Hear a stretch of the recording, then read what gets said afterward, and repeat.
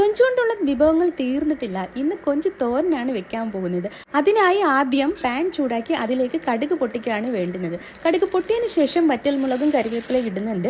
അതിനോടൊപ്പം തന്നെ ഇഞ്ചി, പച്ചമുളക്, വെളുത്തുള്ളി ചതച്ചതും കൂടെ ഒന്ന് വഴറ്റിയെടുക്കണം. അതിന് ശേഷമാണ് നമ്മൾ ഉള്ളി ചേർക്കുന്നത്. ചെറിയ ഉള്ളിയും ഒരു സവാളയും എടുത്തിട്ടുണ്ട്. അത് രണ്ടായി മുറിച്ചതാണ്. അതൊന്ന് വാടി വരുമ്പോഴത്തേക്ക് നമുക്ക് ബാക്കിയുള്ള വിഭവങ്ങൾ ഇടാം. അതൊന്ന് വാടാൻ വേണ്ടി കുറച്ച് ഉപ്പിടുന്നുണ്ട്. ഉപ്പിട്ട് നന്നായി ഒന്ന് മിക്സ് ചെയ്തതിന് ശേഷം അടച്ചു വെച്ചാണ് വേവിക്കേണ്ടത്. ഇനി ഇതിലേക്ക് അരപ്പ് ചേർക്കണം. അതിനായി തേങ്ങ, നല്ല ജീരകം, കുരുമുളക്, ചുവന്നുള്ളി, പച്ചമുളക്, മഞ്ഞൾപ്പൊടി, മുളക് പൊടി ഇതെല്ലാം കൂടെ ചേർത്ത് മിക്സിയിലൊന്ന് ചതച്ചെടുക്കണം. അരപ്പൊന്ന് ചതച്ചെടുക്കുന്ന സമയം കൊണ്ട് നമുക്കിതിലേക്ക് കൊഞ്ച് ചേർക്കാം. കൊഞ്ച് ചേർത്തതിന് ശേഷം ഒന്ന് മിക്സാക്കി നന്നായി അടച്ചു വെച്ച് വേണം വേവിക്കാൻ. ഒരു 10 മിനിറ്റ് അടച്ചു വെച്ച് വേവിച്ചതിന് ശേഷം നമുക്കിതിലേക്ക് അരച്ചു വെച്ചിരിക്കുന്ന അരപ്പ് ചേർക്കാം. അരപ്പ് ചേർത്തതിന് ശേഷം നന്നായി ഒന്ന് മിക്സ് ചെയ്യുക. ഉപ്പ് കുറച്ച് ഇടുന്നുണ്ട്. അതിന് ശേഷം കുറച്ച് വെള്ളവും കൂടെ ഒന്ന് തളിക്കുന്നുണ്ട്.